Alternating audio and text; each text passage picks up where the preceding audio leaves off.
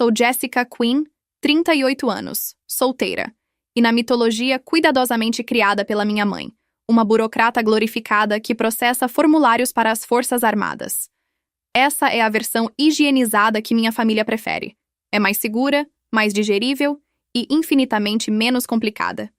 Passei a maior parte da minha vida adulta de uniforme, mas perto deles, visto uma camuflagem psicológica feita sob medida para passar despercebida. A cena era o aniversário de 6 anos da minha sobrinha. Balões exagerados, cupcakes enjoativamente doces e um mágico com entradas no cabelo tragicamente visíveis. Eu estava lá, sorrindo como uma figurante na celebração de outra pessoa, tentando não ficar muito rígida ou falar muito pouco. Usava o mesmo cardigan bege de sempre, minha armadura de invisibilidade que me permite me misturar ao papel de parede, exatamente como a mamãe gosta.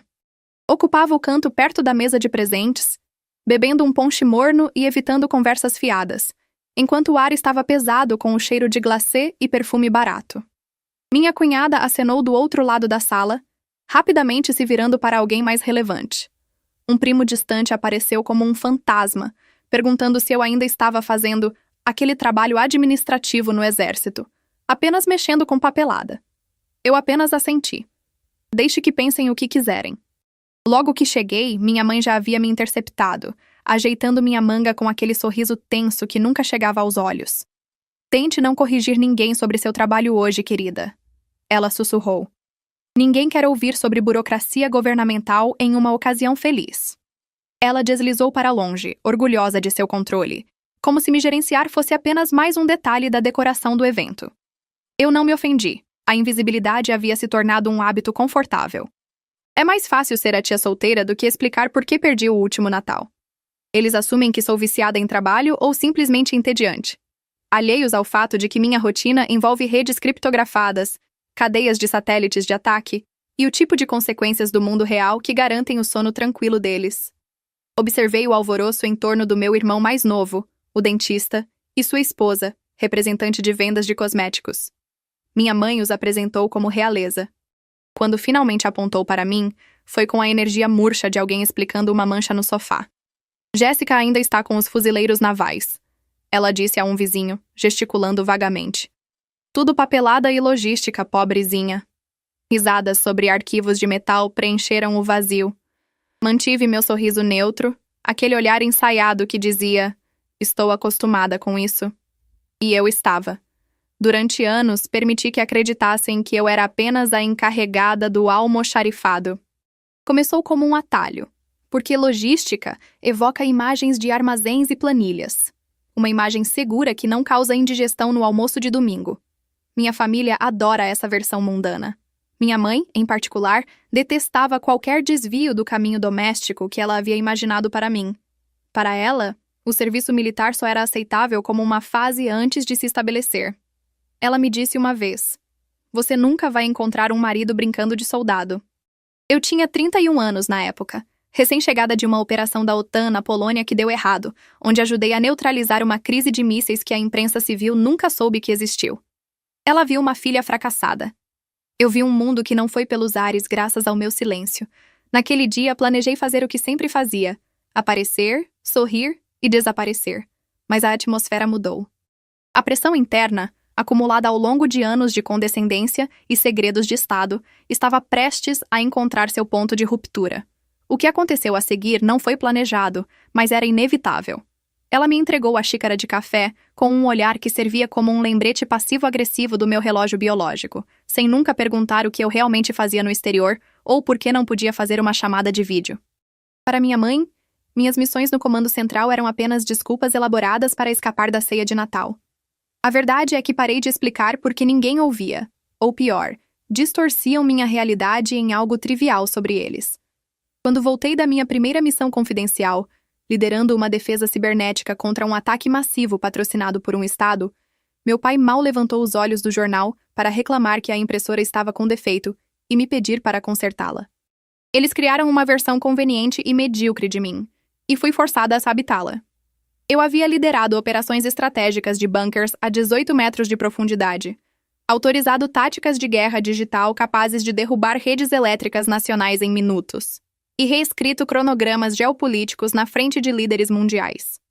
Mas nas reuniões de família, eu era reduzida à prima grudada no computador, sempre trabalhando. Havia momentos em que o silêncio necessário para a sobrevivência se tornava sufocante. Eu sentia uma vontade visceral de jogar a verdade na mesa do jantar como uma granada viva, só para ver o pânico substituir o tédio em seus rostos. Eu queria gritar que meu posto superava o dos maridos delas, dos chefes delas e de metade da lista de cartões de Natal. Mas a discrição é uma solitária. Você começa escondendo detalhes operacionais por segurança e acaba escondendo sua própria alma por conveniência. Eu rapidamente me tornei um fantasma na minha própria festa de aniversário, acenando educadamente para conselhos sobre criar juízo, enquanto minha mente calculava extrações de emergência de consulados sitiados a 6 fusos horários de distância. Eu operava nas sombras, fluente na linguagem de protocolos de satélite e algoritmos de risco, onde erros custam vidas, não sentimentos feridos. Para eles, eu trabalhava em logística. Era mais seguro ser invisível. Pelo menos até que Michael Rowe, o novo marido da minha prima e um veterano recém-liberado, se levantou naquela sala lotada. Cerveja na mão, ele comandou a atenção do meu pai e tios com histórias da linha de frente. Ele falou do Vale do Corengal, o Vale da Morte, descrevendo vividamente como seu pelotão foi encurralado, sem comunicação e sob fogo cruzado pesado devido a informações erradas. O grupo se inclinou, hipnotizado por seu relato de quase morte, quando a voz de Michael caiu para um sussurro reverente. Ele contou que, enquanto já escrevia mentalmente cartas de despedida, o rádio crepitou. Uma voz feminina emergiu, mas não era uma operadora comum. Era calma, friamente calma. Eu estava a 3 metros de distância, servindo suco para minha sobrinha, quando o ar saiu dos meus pulmões. Eu congelei. Ele estava descrevendo a voz que salvou sua vida com admiração, sem saber que a dona daquela frieza tática estava ali, segurando um copo de plástico. Se você está curioso sobre o que acontece quando o mundo secreto colide com a realidade civil, me avise, e continuaremos essa história. Ela sabia exatamente onde o inimigo estava, recitando coordenadas antes mesmo do contato visual ser feito, enquanto Michael balançava a cabeça em admiração, explicando o que a chamavam de Oracle, uma lenda sem nome que garantiu seu retorno seguro, como uma divindade operando um headset. Minha mãe riu da mesa ao lado, quebrando o encanto e dizendo que parecia algo saído de um filme, apostando que essa lenda era algum general seguro em um bunker. Mas Michael insistiu com seriedade grave que ela era um fantasma da inteligência a quem ele devia sua vida e diante de quem ele se ajoelharia se algum dia a encontrasse. Minha mãe sorriu condescendente, lembrando-o de que ele estava seguro agora com um emprego de verdade. Ao contrário da pobre Jéssica, ela gesticulou de maneira displicente para mim, que apesar de estar no exército, só empurrava papel na administração. Michael concordou com um sorriso educado, mas displicente, dizendo que a administração também era importante, e alguém tinha que arquivar relatórios. Forcei um sorriso dolorido e me virei em direção ao quintal, sufocando com a ironia, mas não cheguei à porta antes que meu celular vibrasse no bolso com o inconfundível triplo toque da linha vermelha. Prioridade 1.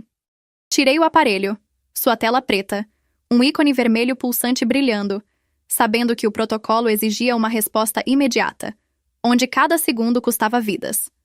Parei na beira da sala de estar barulhenta, desbloqueei com minha biometria e, ao levar o telefone ao ouvido, minha postura mudou instantaneamente. A funcionária de escritório cansada desapareceu, minha coluna se endireitou, meu queixo se ergueu e meus olhos se tornaram frios.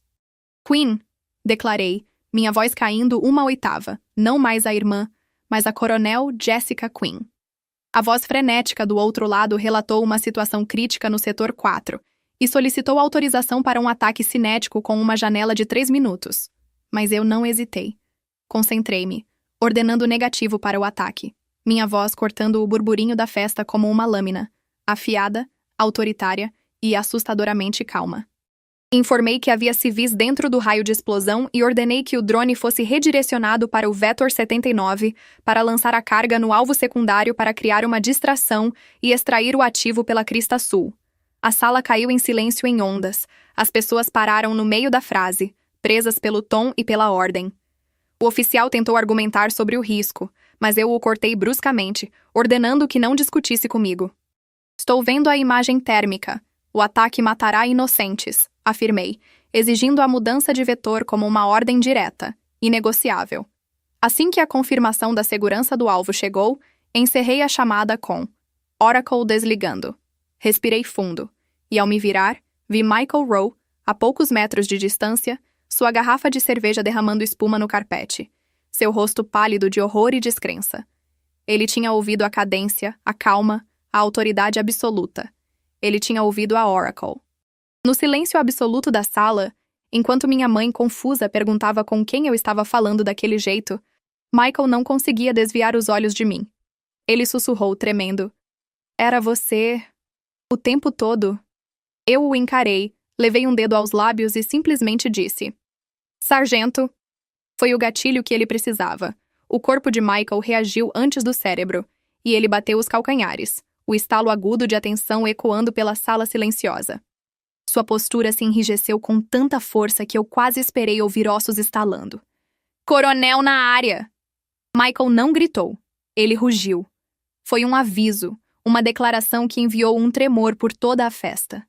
Café derramou, o choro da minha sobrinha cessou, e lá estava ele, prestando uma continência tão rígida que vibrava com pura adrenalina, seus olhos fixos nos meus com uma mistura de pavor e reverência absoluta. Minha mãe, sempre alheia, tentou intervir com aquele riso nervoso que as pessoas usam para salvar as aparências, dizendo a Michael para parar de assustar as crianças. Afinal, é só a Jessica, a secretária. A palavra secretária foi um gatilho. Michael girou, seus olhos brilhando de indignação, e cuspiu as palavras de volta. Secretária, você está fora de si? Ele apontou para mim com a mão livre. Essa é a Oracle, comandante do Comando Conjunto de Cyberdefesa, uma lenda viva. Minha mãe congelou enquanto a voz de Michael se quebrou, grossa com lágrimas não derramadas, revelando que eu tinha salvado sua vida e de todo o seu pelotão no Vale Corengal. Eu ouço aquela voz nos meus pesadelos, ele disse, mantendo sua postura inabalável, recusando-se a baixar a guarda até que eu o dispensasse. O silêncio era absoluto. E, de repente, o cardigan sem graça e os sapatos sensatos desapareceram. Eles não viam mais a Jéssica discreta que ignoraram por 2 décadas. Eles viam a coronel. Suspirei, aceitando que meu disfarce estava comprometido, e ordenei suavemente ao sargento que descansasse. Ele relaxou, sussurrando um obrigado carregado de emoção, enquanto minha mãe tentava processar a equação impossível diante dela. Ela se aproximou, buscando a filha que sempre desprezou, questionando se eu era realmente uma coronel, já que supostamente só lidava com papelada. Eu assino ordens que decidem quem vive e quem morre, mãe, respondi. Isso é papelada. Um clique ocorreu na cabeça dela instantaneamente, e o choque deu lugar a uma vaidade predatória.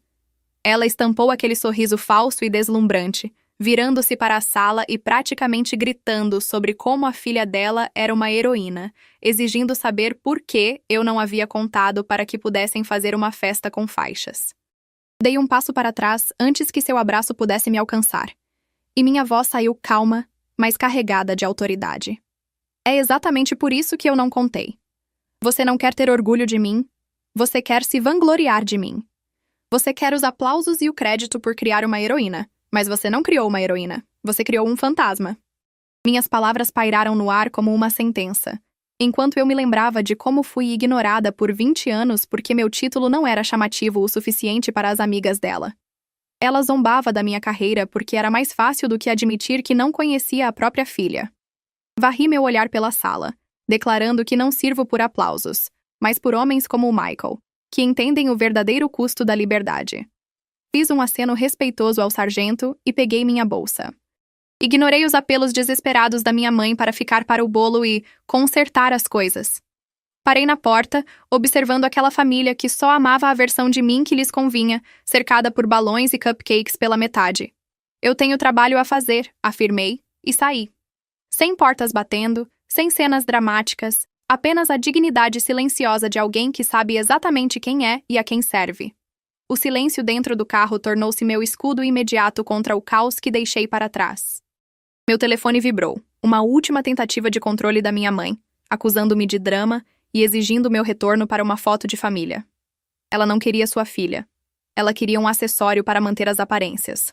Eu não digitei uma resposta. Apenas girei a chave e deixei os subúrbios para trás, trocando a hipocrisia social pela realidade nua e crua da base militar. Quando o próximo envelope cheio de glitter chegou 1 mês depois, Minha recusa foi cirúrgica, enviando amor, mas ausente. Sem justificativas, sem desculpas. Dizem que o sangue é mais espesso que a água, mas amor sem respeito é apenas manipulação disfarçada de afeto. Carreguei esse fardo por tempo demais. Na verdade, não fui eu quem cortou os laços. Foram eles. No momento em que preferiram uma versão confortável e ficcionalizada de mim, a aceitar quem eu me tornei. Deixei que mantivessem sua fantasia enquanto eu seguia em frente. Agora, meu mundo opera com uma clareza brutal. No comando, ninguém se importa com formalidades sociais ou fofocas de domingo. Eles se importam com a precisão do briefing das 6 da manhã, a integridade do plano de missão e a segurança do pelotão. O peso do meu nome não vem de títulos vazios, mas do mérito conquistado no campo. Quando entro na sala, minha equipe se levanta não por medo, mas por respeito genuíno, confiando suas vidas a mim porque provei ser digna dessa honra. Cartas de casa ainda chegam, cheias de trivialidades e obrigações. Eu as leio e as arquivo. Não há ódio, apenas a aceitação serena de que parei de buscar validação em um poço seco. Meu legado não será contado em churrascos de família, mas nas noites em claro planejando resgates e no peso das decisões que salvam vidas. Aprendi que a verdadeira honra não precisa de discursos ou medalhas. Às vezes, um único momento de reconhecimento silencioso de alguém que entende o sacrifício é suficiente. A saudação de Michael naquela sala foi suficiente. Foi o instante em que fui vista sem filtros. Não preciso de aplausos. Tenho a missão, tenho a lealdade daqueles que importam. E para a voz da Oracle, isso é mais do que suficiente.